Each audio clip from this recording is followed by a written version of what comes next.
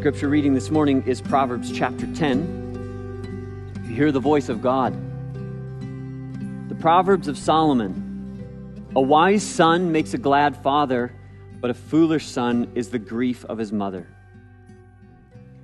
Treasures of wickedness profit nothing, but righteousness delivers from death. The Lord will not allow the righteous soul to famish, but he casts away the desire of the wicked. He who has a slack hand becomes poor, but the hand of the diligent makes rich. He who gathers in summer is a wise son. He who sleeps in harvest is a son who causes shame. Verse 6. Blessings are on the head of the righteous, but violence covers the mouth of the wicked. The memory of the righteous is blessed, but the name of the wicked will rot. The wise in heart will receive commands, but a prating fool will fall. He who walks with integrity walks securely, but he who perverts his ways will become known. He who winks with the eye causes trouble, but a prating fool will fall. The mouth of the righteous is a well of life, but violence covers the mouth of the wicked. Hatred stirs up strife, but love covers all sins. Wisdom is found on the lips of him who has understanding, but a rod is for the back of him who is devoid of understanding. Wise people store up knowledge, but the mouth of the foolish is near destruction. The rich man's wealth is his strong city. The destruction of the poor is their poverty. The labor of the righteous leads to life. The wages of the wicked to sin. He who keeps instruction is in the way of life, but he who refuses correction goes astray. Whoever hides hatred has lying lips, and whoever spreads slander is a fool. In the multitude of words, sin is not lacking, but he who restrains his lips is wise. The tongue of the righteous is choice silver. The heart of the wicked is worth little. The lips of the righteous feed many, but fools die for lack of wisdom. The blessing of the Lord makes one rich, and he adds no sorrow with it. To do evil is like sport to a fool, but a man of understanding has wisdom. The fear of the wicked will come upon him, and the desire of the righteous will be granted. When the whirlwind passes by, the wicked is no more, but the righteous has an everlasting foundation. As vinegar to the teeth and smoke to the eyes, so is the lazy man to those who send him. The fear of the Lord prolongs days, but the years of the wicked will be shortened. The hope of the righteous will be gladness, but the expectation of the wicked will perish. The way of the Lord is strength for the upright, but destruction will come to the workers of iniquity. The righteous will never be moved, but the wicked will not inhabit the earth. The mouth of the righteous brings forth wisdom, but the perverse tongue will be cut out. The lips of the righteous know what is acceptable, but the mouth of the wicked what is perverse. This is the inspired and the inerrant word of God. May he bless its eternal truths to our souls. You may be seated, and the children are dismissed up through third grade.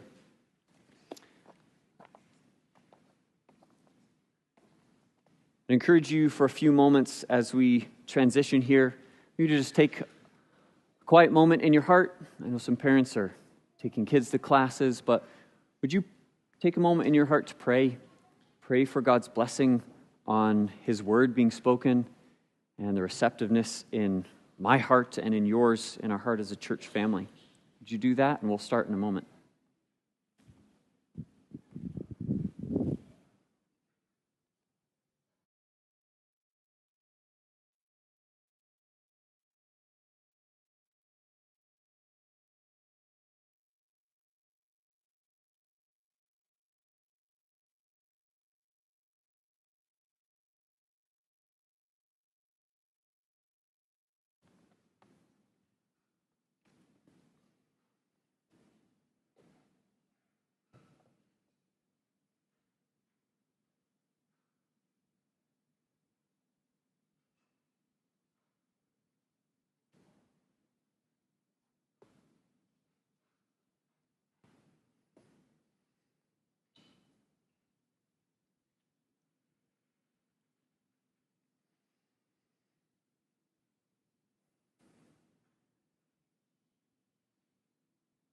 As we begin the sermon this morning, I'll warn you that There's a bit of a long wind-up before we arrive in Proverbs 10, which might be confusing as a start anyways, because it seems like we'd need all the time to get through all of the details of Proverbs 10. But it's been a while since we've been in Proverbs, a few months. And so that's enough time for there to be some new faces even that weren't here for Proverbs 1 through 9. And enough time for us to have forgotten a bit about Proverbs 1 through 9. So I want to review that briefly. And then there's also some work that we need to do to set the stage for what's happening in 10 through 31. So both of those things need to happen. And then, admittedly, we will be doing a bit of a thematic overview. We're going to walk through the text again, but it will be rather fast-paced and closer to the end of the sermon. That won't be the case as we walk through all of chapters 10 through 31, because we won't be reviewing and setting the stage in every sermon. But you have been forewarned. So let's go back in our minds, or begin to construct a view of Proverbs from chapters 1 through 9. The purpose of this book, as given by God through Solomon and others, is to form wise humans. That's what he's after. He wants to form wise humans, people whose character is shaped through the book by virtue. It's shaped by virtue as you are reading and working through the content of Proverbs as a whole. So if the purpose is to be wise humans, it's important for us to define wisdom, or maybe to remember the definition of wisdom. If we're going to give a one-word definition to wisdom, wisdom is skill. So you can be wise in a variety of things. Wise in the trades work, like the work of a tradesman. Someone who is excellent in their craft. You could be wise in the kitchen. You could be a wise baker or a wise cook, and you're like, wow, they're very skilled at what they do. You could be wise in all sorts of ways. Obviously, Proverbs is not helping us just be wise cooks. It's after something specific. So wise in relationship to what? The correlative term, the term that's used to describe what we're seeking to be wise in Proverbs, is righteousness. Skilled in righteousness. That's what Proverbs is seeking to shape in each of us as we work through the book. Skilled in a moral sense, producing righteous living within the moral order of Yahweh's world. So you could put it like wisdom is this: living in God's world in God's way. That's wisdom. In the first 9 chapters, which is, we'll call it the prologue, that's what comes before, it's the extended introduction, we discovered 4 different kinds of people. There are people who are wise, who have heard the voice of wisdom, who have pursued and imbibed it, and now they are living in Yahweh's world in Yahweh's way. Wise. Then on the far opposite side of the spectrum, you have somebody who is a mocker. Somebody who has been turned in the hardness of their heart to ridicule and antagonize God and his people. They want nothing to do with him. They're very outspoken against him. We see some of that in our world today. And then the 2 categories in between are the fool. That's someone who has been determined against the ways of wisdom. Or perhaps have been, this second category we'll talk in a moment, for so long that they've just become wise. You can't be on the fence forever. The longer that you're on the fence, the more that you become a fool. It's someone who has rejected these things. That second category of person, so wise, simple, fool, scorner.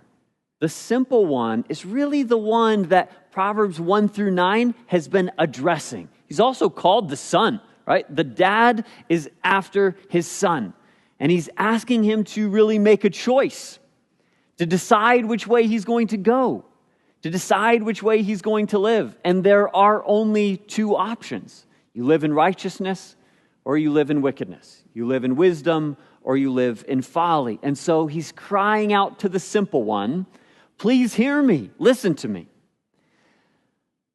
The voice of the dad, which is really all of Proverbs 1 through 9, he not only plays his own character, but he plays 3 additional characters, right? There are 2 male voices and 2 female voices in Proverbs 1 through 9.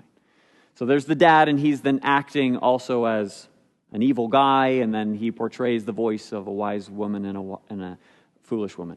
So there's the dad who's calling his son, please, my son, if you'll open your ears, if you'll walk in this way, I promise you it will go well for you. I promise you this is the right way to live. Whether it looks like it today or not, it will be this way tomorrow. So go ahead and jump on the path of wisdom. And he warns him, he says, there will be another male voice. Someone who calls you to violence. Someone who calls you toward the other path. He says, come and join with us. Right? We'll have one purse. We'll lie in wait for bloodshed. It's going to be a good time. We'll take advantage of other people. We will be the oppressor, and our purse will grow large. There's a great benefit. Watch, I've done it, and I can show you. Just follow me. So there's the 2 men. And then there are the 2 women. There is Lady Folly. Well, let's go Lady Wisdom first. Lady Wisdom is the good female voice. It's this beautiful portrait of a woman adorned with divine morality. And it's poetic, right? She's immaterial, but it's as though wisdom were female, and she's wearing this beautiful gown, and she's built this lovely house, and she's prepared a tremendous feast, and she's gone out and she's called you to her. Go listen. Go walk into that house. Go sit down at that table and eat what she has to say. It's the idea. Contrarily, there's Lady Folly, the one who is a seductress, the one who will lead you in the way perhaps of pleasures or of a quick gain, a monetary gain. She appeals to some of the young man's senses, and she asks him, just like Lady Wisdom did, to come with her, to come to her house. She's prepared some food too. Stolen water is sweet. And so she calls, both of these ladies are calling for the simple one. In fact, at the end, or in chapter 9, they have identical calls to the young man. Whoever is simple, let him turn in here. Which house, which path, which way will you go? Which banquet are you going to attend? And the answer to those questions ultimately confirms whether or not you fear the Lord and whether or not your life will end in security or destruction, whether or not the book of Proverbs has had its intended purpose in your life. If you have been formed by virtue and are skilled in righteousness.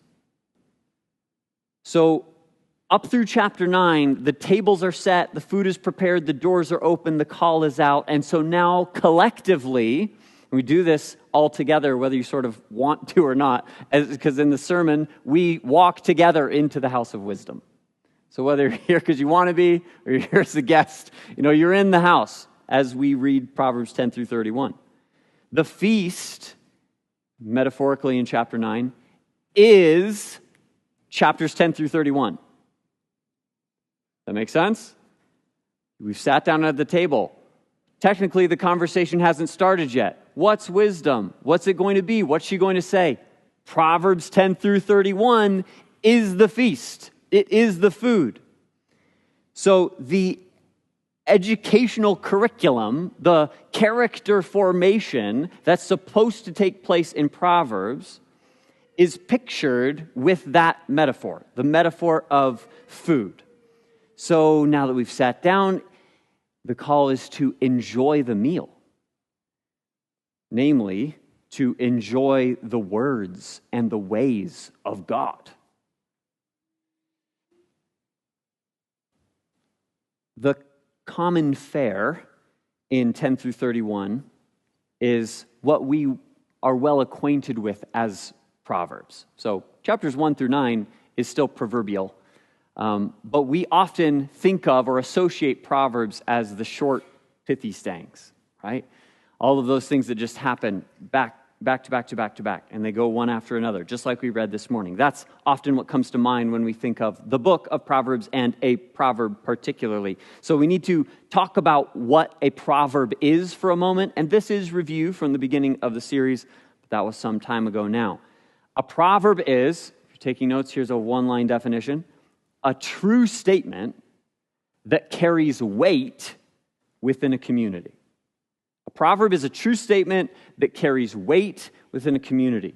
You could also, if you like a different picture than weight, it would be that has value within a community. It's something that, it's like currency. It's something you could trade or exchange. Like money has the idea of both significance, weight, and value. That's kind of the idea. It's almost like a proverb is like currency within a community. That community could be oriented around all sorts of different things.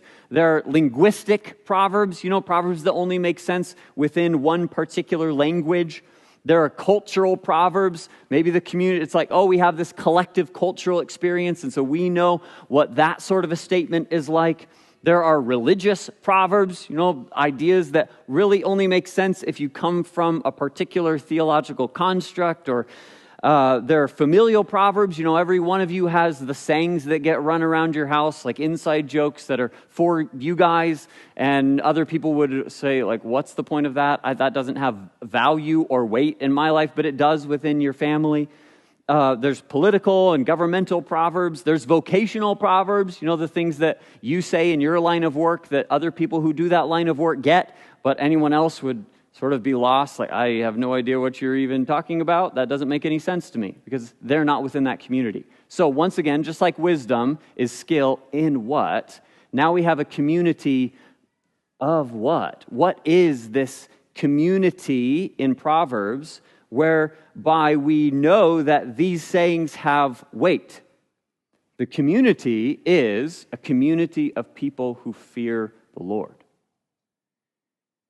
And these statements have great significance. They have currency within a community of people that fear the Lord. Now, that is not to say that they should not or eternally do not have weight everywhere across this world, because everyone should be someone who fears the Lord. But many are not, and many would dismiss Proverbs as something nonsensical, as something written forever ago that means nothing. But for those who fear the Lord, they're able to see Proverbs for what it truly is, which is a collection of sayings that have great significance. There's a whole set of maybe theological presuppositions or agreements within that community of people who fear the Lord. Probably won't get into that for the sake of time this morning, but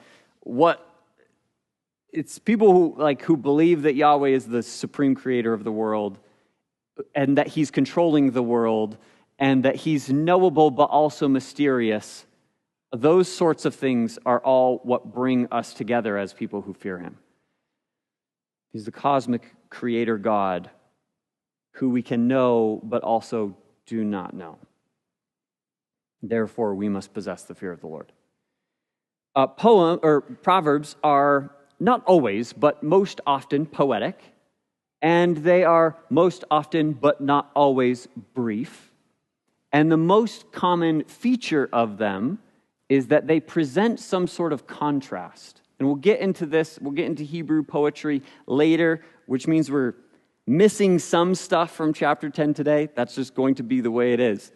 But we'll learn a lot more about Hebrew poetry the further into Proverbs we go, and to understand how this parallelism is supposed to work. Contrast. It could be opposing contrast, like this but that, or it could be a contrast like adding something on to a line. So it's like this is true and also this is true, and it causes you to see the first line in a new way. So there's all sorts of things we're going to learn along the way, but that's true of a proverb, that it's most often poetic, most often short, and most often presents a point of contrast.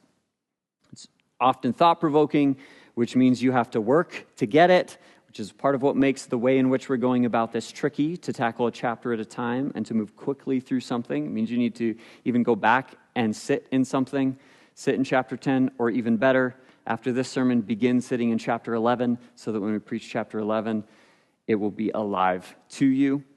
So that's sort of what a proverb is.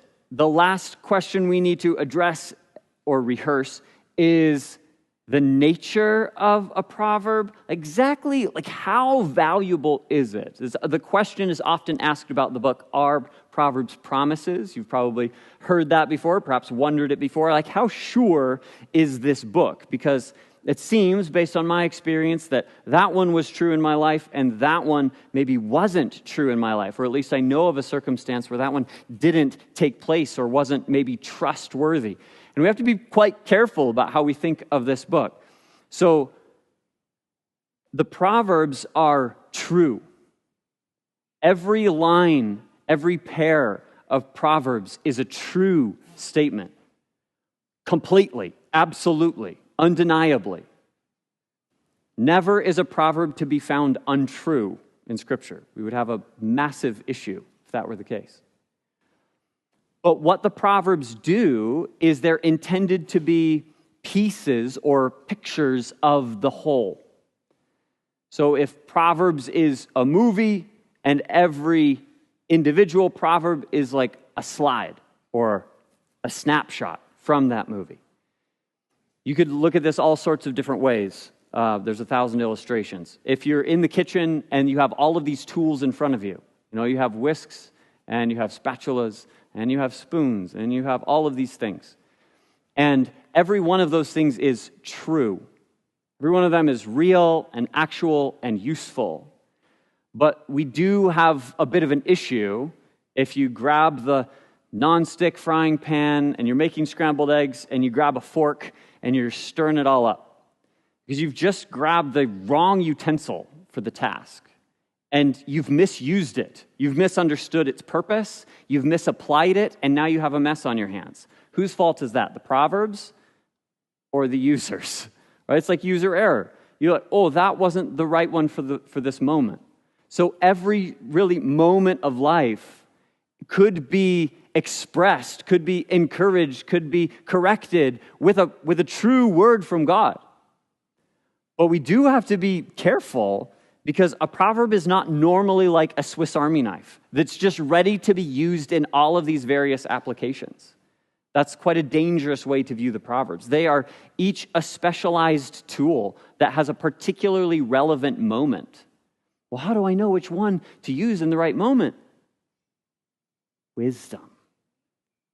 We need wisdom, even to read it, to get it, to know how to say an appropriate one to a friend who is elevated at the top of the mountain, who's devastated in the bottom of the valley, who's in the middle of a complex ethical dilemma, or who's erring because they've lied, or whatever it might be. All of these things, different situations that we find ourselves in. What is the right word? Well, may God fill us with wisdom that we might walk in His world in His way with great skill and righteousness. That's kind of the whole point. So, yes, the Proverbs are all true, and they need to be used rightly. Now, we're going to move to chapters 10 through 31. What we need to do here is observe the structure. I want to paint a picture for you and show you sort of how this works. Though it may look like it, and certainly if it doesn't to you, you're reading a different book than I am. If it doesn't feel as though there's no connection from line to line sometimes, or like the whole thing is even just a web, and you're supposed to just go wander around the web, wondering, well, I'll find the right one sometime. It feels like that often, that it's kind of a chaotic layout. And that's not the case.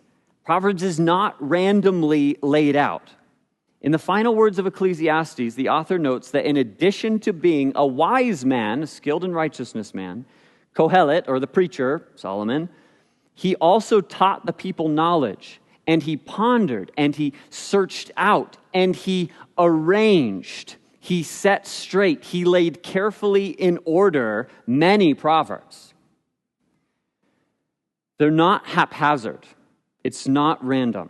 the structure and the order in which we experience the Proverbs needs to be meticulously considered. Consider for a moment even our study in Proverbs 1 through 9, and then we jumped to 31, didn't we? And we connected Lady Wisdom to the virtuous woman. In our study of Proverbs 1 through 9 and 31, can you see the intended development, the intended movement, the intended formation of the son's character from start to finish?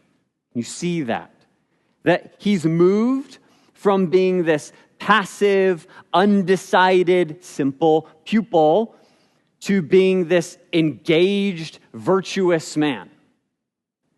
That the bookends of Proverbs, this is a quote from a scholar, the bookends of Proverbs trace the formation of moral character that culminates in the union between wisdom and her student. That was chapter 31. A movement that spans the process of maturation from receptive child to responsible adult, from dependent to patriarch. You see that movement? And so, it would be reasonable then, though not demanded, but reasonable at least, to expect a development that's compatible with that idea in chapters 10 through 31. Like that in-between material. So, there are 6 sections of Proverbs that remain, and this development is wonderfully exactly what we find.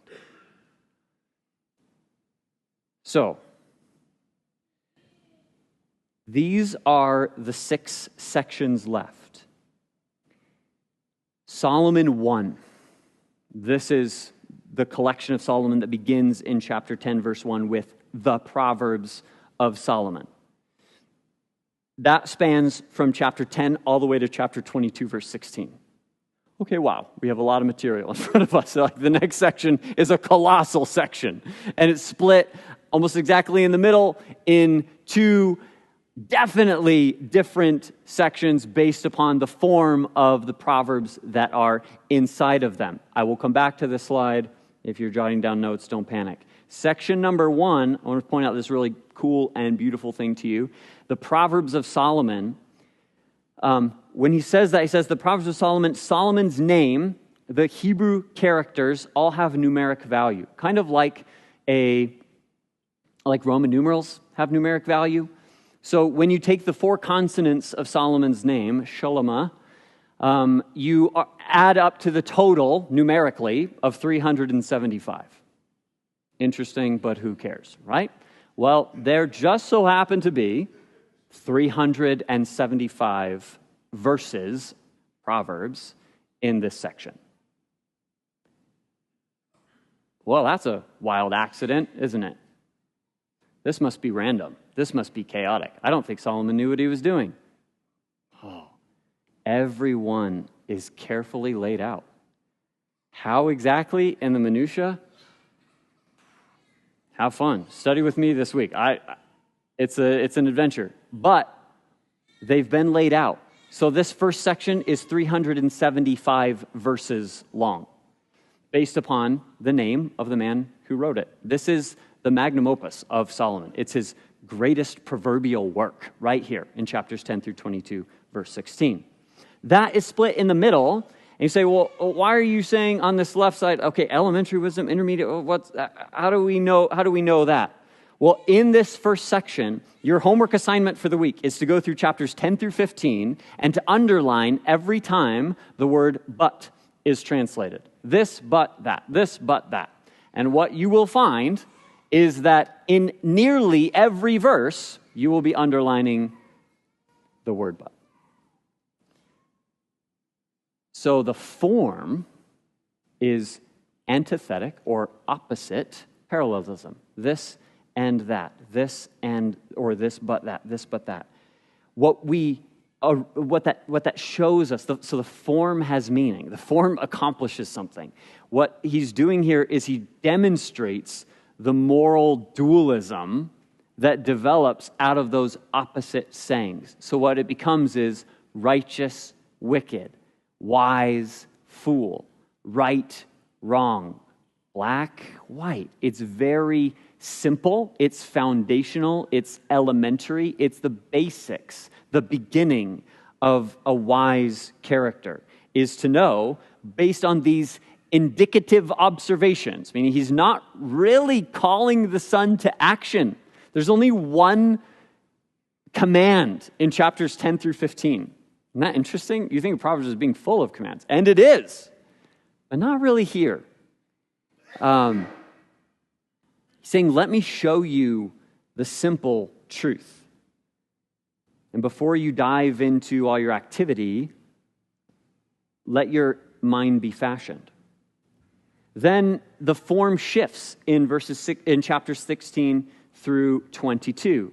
And it gets a little bit more, you might say, advanced. So we have wisdom 101, and now we have wisdom 102, intermediate wisdom. Slightly more complex, synonymous sayings instead of antithetic ones. So they're not saying opposites, they're now advancing ideas. X and furthermore Y. Topics being introduced that haven't been discussed before. And other points, taking a topic from the black and white section and now bringing it to a little bit of a new light. Let's advance or think more carefully, explore and expand different ideas.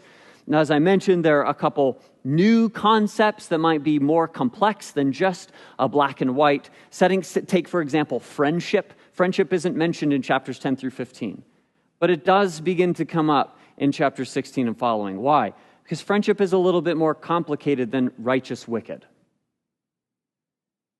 We have to be careful. We need to be wise in a different way or a more advanced way with friendship. Then you have, that's Solomon 1. Then there are two shorter sections, the 30 sayings of the wise and more or further sayings of the wise in chapters 22 through the end of chapter 23. I've currently labeled that vocational wisdom. That's based upon a commentator named Chris Ansbury. I have yet to have confidence about that as a specific tag, but it's on there for now. It definitely, what changes there, I mean, it's intensely personal. It's filled to the brim with direct commands and addresses the social sphere, expands a little bit outside of family. There's all sorts of things going on. We'll save more of that for later. The next big section, so the brown sections are the big ones. Solomon 2 is a collection of Solomon that Solomon probably didn't arrange, but that Hezekiah's men arranged. It says that at the beginning of chapter 25. This is advanced wisdom. This is the most eclectic section in form. There are incredibly imaginative and colorful pictures that engage our mind. There's grand metaphors and some ridiculous similes. Like there's all sorts of, if you have a wild proverb in your head, it's probably from chapters 25 through 29. And what he does too is everything's, again, increasing in complexity. He's exploring a little bit more of the moral ambiguities associated with these mature circumstances. Like early on in elementary wisdom, he's going to say, honor the king, right? Obey the king. He's the king. Or like, be respectful. And then when we're all the way in chapters 25 through 29, he might say something like, we need to hold the king accountable for being unrighteous. That's more complex. That's more difficult. We need more wisdom to address a king's wickedness than we do to sort of smile and nod with honor. In chapters 25 through 29, Solomon 2 is also filled with very royal imagery. It's like preparation for the court, a royal court. It's quite political. There's a focus on the law and its proper application, not just in the individual's life, but in the community's life. You can see how that would enter in like politics and government and the kingly language. This conflict for righteous authority. Man, you think about politics even in our world, and you're like, I can see how that would be really important to think in a pretty complex way about. So then you get to all of this. So 101, elementary wisdom. 102, intermediate. Some sayings on the side, perhaps about vocation, definitely highly command-oriented, and they're going to expand the social sphere. And then we return to Solomon 2, and it's all about sort of the royal court and training to be a king. And so you're moving now from a little boy who's just sit down and isn't doing anything but listening to his dad, and his dad's not telling him necessarily to do anything. He's just saying, you need to know. And all the way now to this young man who's in the middle of all of the complexities of life and relationships and politics. And he's like, okay, wow, I still have what I need, but it's more difficult than what was before. And he need not forget elementary wisdom. Sometimes that's what takes place too. It's like once you get to advanced, you like forget the basic principles and you forget that there is moral polarity and there is right and wrong and there is righteous and wicked. So we need it all. And then, let's say this, it's like, woo, we graduate. This whole meal is done. The educational formation has taken place, and that's the end of Solomon's wisdom. And now we have this guy named Acree come in, and it's maybe a commencement address. And your favorite professor gets up, and here comes King Acree, and he's confessing his abject ignorance and the elusive nature of wisdom. It's like you're all done with it. And he says, I'm stupid. I don't know anything. And wisdom is tough. And he, in a very cosmic sense, like creature in light of their creator, he says, we need to be humble in this whole thing. You're not the wise man. Like you don't have it. We need it from God. So humility in this whole process, and it shows you won't graduate. You can't get your certificate and now you're done with it. Now you're a qualified wise person. No, you need wisdom increasing until the day you die. There's your graduation. So we need to keep that in mind. And then Lemuel, at the end, based on the sayings of his mother to him, paints this portrait of it working in life, in humanity.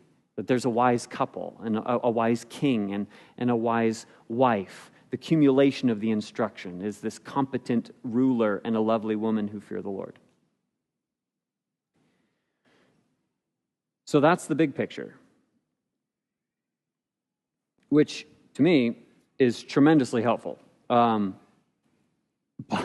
it's also easy. Seeing the big picture is kind of easy. And now we have a more difficult task ahead, and that is examining the details of the text within that overarching structure, which is backbreaking work or mind-breaking work.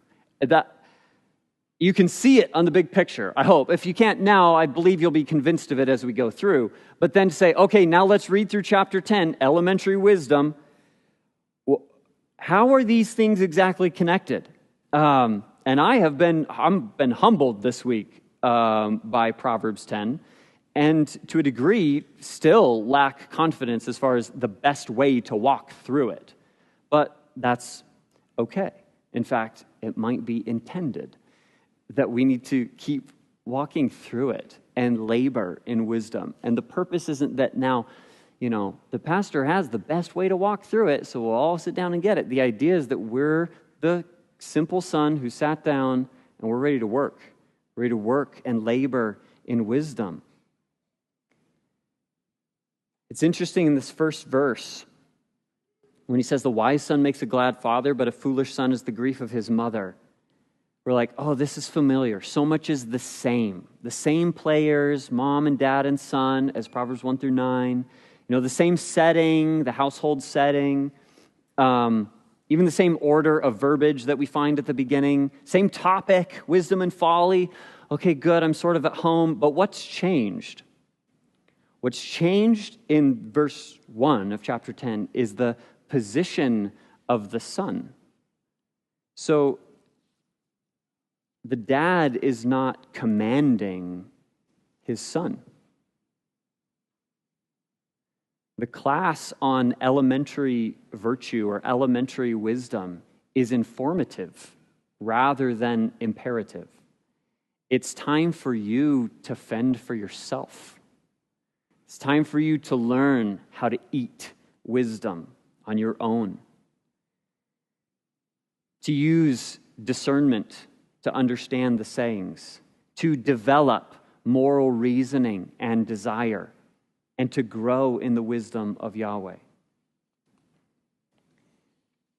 So it's like the dad is saying, oh, good. You've sat down at the feast of God. Welcome. Let's get to work. And the son replies, yeah, I'm ready. Tell me whatever I need to do. What is it that I need to do? And the dad says, well, before we activate your hands and your feet and your tongue, let's engage your mind. You must be informed concerning the path ahead. This is elementary wisdom. You must be informed concerning the path ahead. You've already shown that you can hear my voice. You're here. That's what's brought you to this place. It's wonderful. That skill, hearing, now needs exercised more than ever before. You'll need to get up. You'll need to work hard. You're going to need to fill in the blanks and learn about Hebrew poetry. He's not going to baby us anymore. In time, things will grow clear, and then if you know about learning, they grow clear, and then they grow really fuzzy again, and then, God willing, they grow clear again at the end. She's saying, are you ready, my son? I hope you're hungry. And he just, as you saw this morning, he starts talking. He just goes. Was it easy to track with the reading of Proverbs 10? It's easy to get lost, isn't it? It's easy to get disoriented. So, we have about 10 to 15 minutes to walk through the chapter and to reflect importantly upon it. So we'll see exactly how that goes. But as Solomon is teaching the basics of reality, an elementary crash course on life, his first point of emphasis is this. This would be a propositional statement. The main point of Proverbs 10 is humanity is morally polarized, and God cares. Humanity is morally polarized. There are two ways to go, and God cares about that. He has a vested interest in both of these categories in great, comforting, and terrifying ways. So, I'm going to make these three thematic arguments from Proverbs. I'm just putting them out since we're, short on time. You are one of two. So one of two categories, one of two types of people. Because every human being is either wise or they're wicked. And I'll make a note, even though, wise or wicked is not technically the categories. It would be wise or foolish, righteous or wicked. But I picked the two that start with W. So every human is either wise or wicked. You're in one of these two categories. Point number 2, what you do reveals who you are. It reveals which category you are in. Words and wishes, so speech and your desires, those are the two things that are going to come all the time in chapter 10. Speech and desire. That reveals wisdom and wickedness. What is coming out of your mouth, what is going on in your heart, these things reveal your character. Who you are determines where you go. This is the God has a vested interest part. Yahweh secures the wise, and he destroys the wicked. See how all this matters, and how this is, this is ethics and even the gospel 101. It's foundational principles of living life as a human. You're either wise or you're wicked. That's shown by what you do, and God is going to bless and secure or curse and condemn you. So, with those arguments in mind, we're going to blaze through chapter 10, about 5 minutes, maybe, hopefully. And I guarantee you we will slow down as we go through this, but as we go through the whole thing. So, chapter 10, the first 5 verses move sort of like this. Verse 2 is an ethical claim. Wickedness does not bring substantive profit, even though it may immediately appear to do so. But righteousness does offer the profit of immortality. That ethical claim is theologically substantiated, supported with a word about God himself. Yahweh will see to, verse 2. He will not permit the righteous soul to starve, but he will throw away the satisfaction, the desires, the intentions, the desired end of the wicked. Verse 4 puts that like boots on the ground, this practical theology demonstrated. Look out into the world, observe. Laziness, evil, wickedness leads to poverty, but diligence, righteousness, wisdom, leads to riches. And then there's this application. You're one of them. You're either a wise son, verse 5, or you're a son who causes shame. Which one are you? And all three of the thematic arguments in Proverbs up on the screen are found in those few verses. You're either wise or wicked. That's revealed by what you do. And in verse 3, God is going to do something about it. Verses 6 and 7 is this clear description of the wise and the wicked. You'll see that happen more than ever before in these 10, 11, 12. In these chapters, God, through Solomon, is painting a portrait, a picture of what these categories that we had earlier, wisdom and folly, what they look like. Let's fill in the blanks.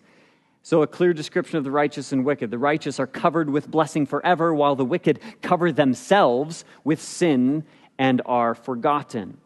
Verses 8 through 14 demonstrate to us that character is connected to consequence.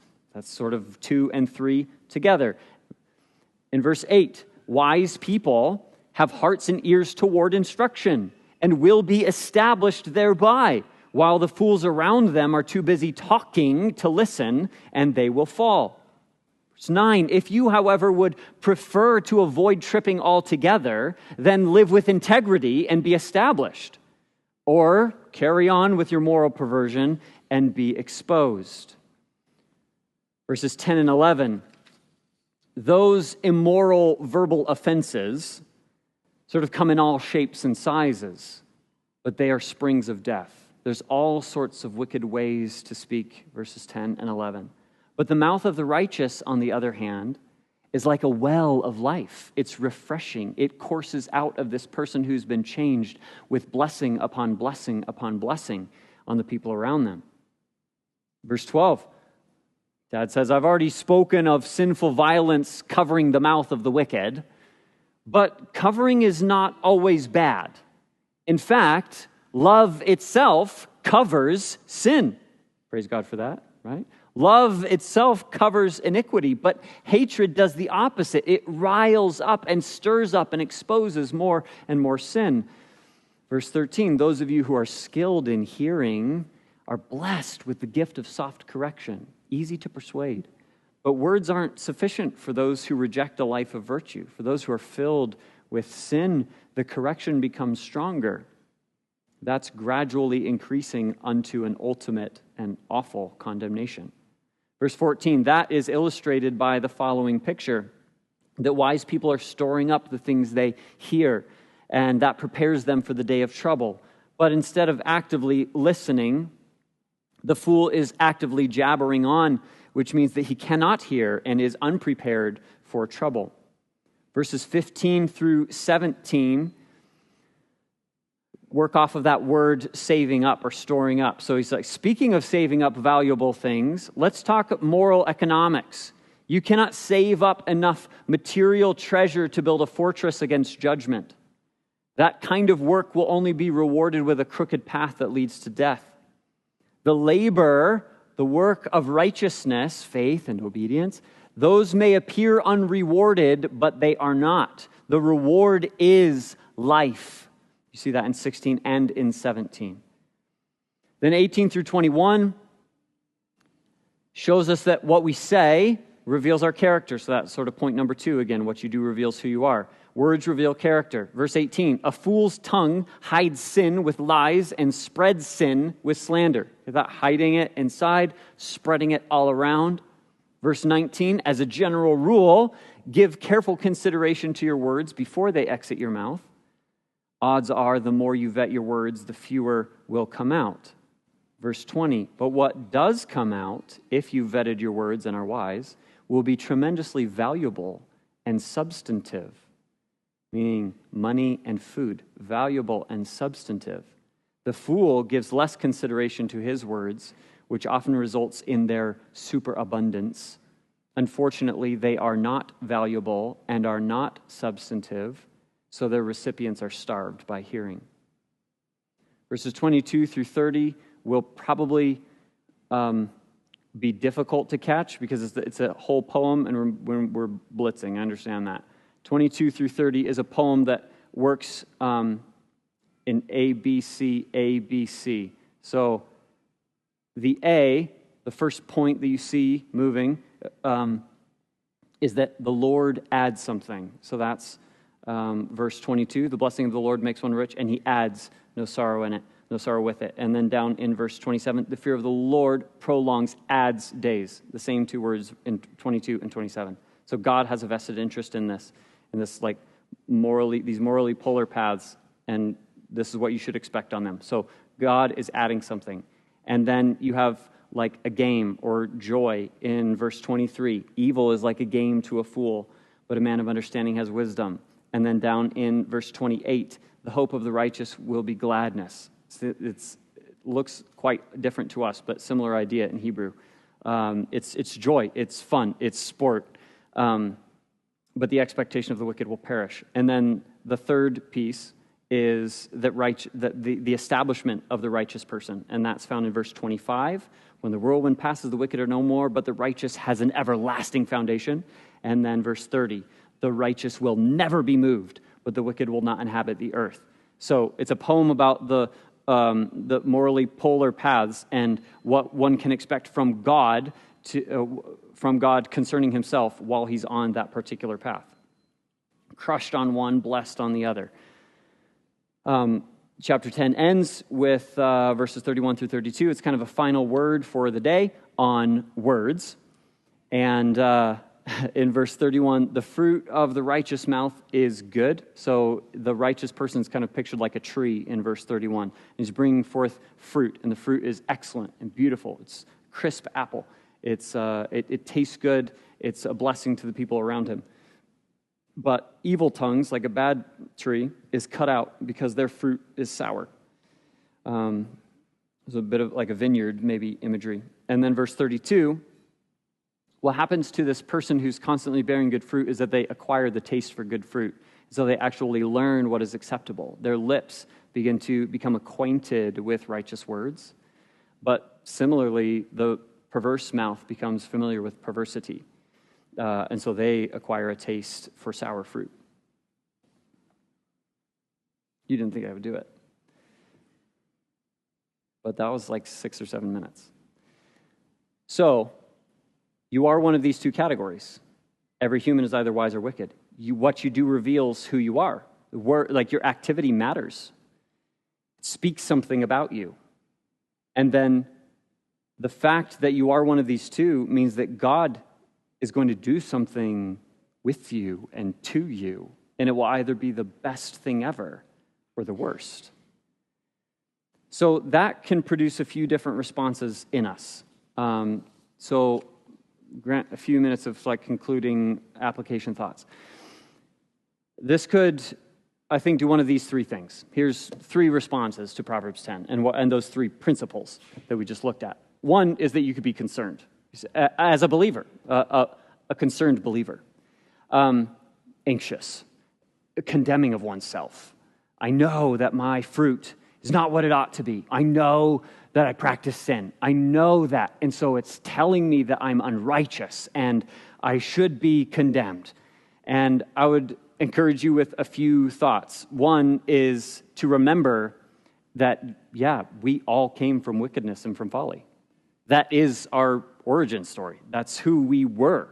That was our past life. And its remnants are being worked out.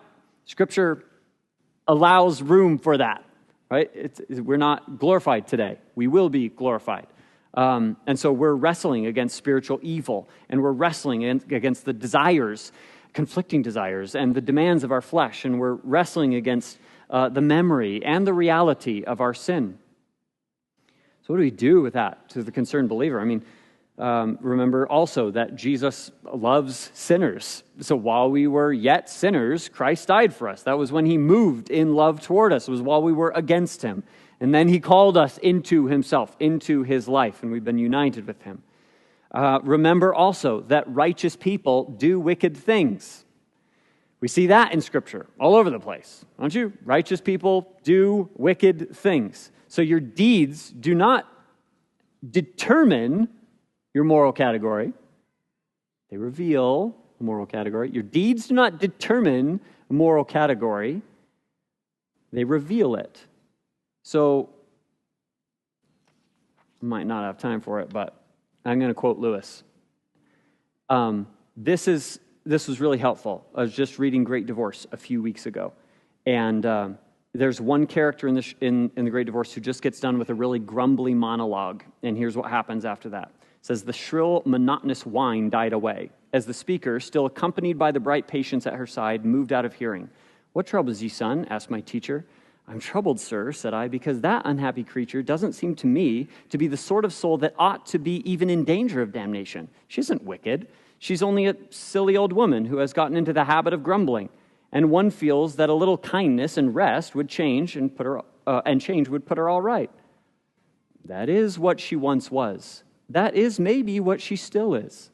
If so, she certainly will be cured. But the whole question is now whether she is a grumbler.' I should have thought there was no doubt about that.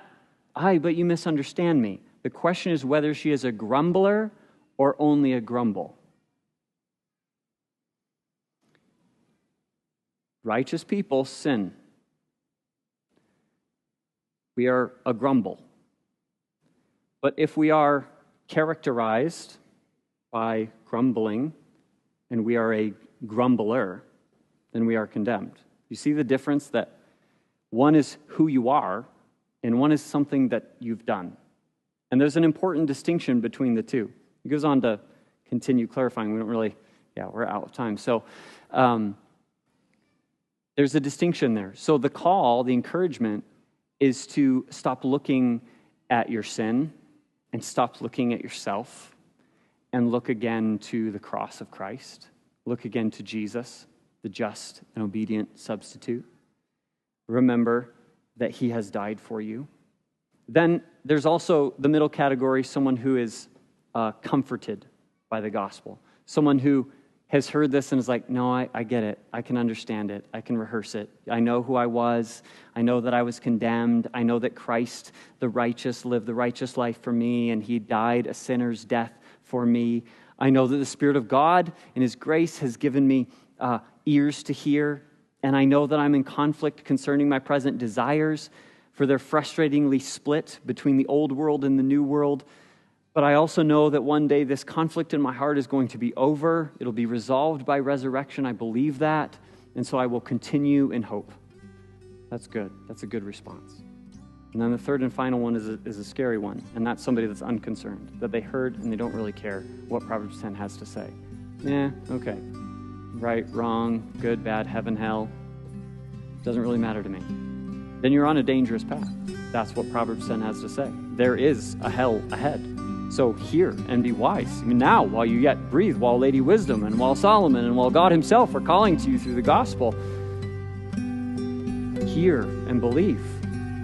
Because God has promised his allegiance and securing strength toward one category. And he has promised his opposition and certain judgment to the other. So repent and be saved. We'll conclude with that. Let's go ahead and pray.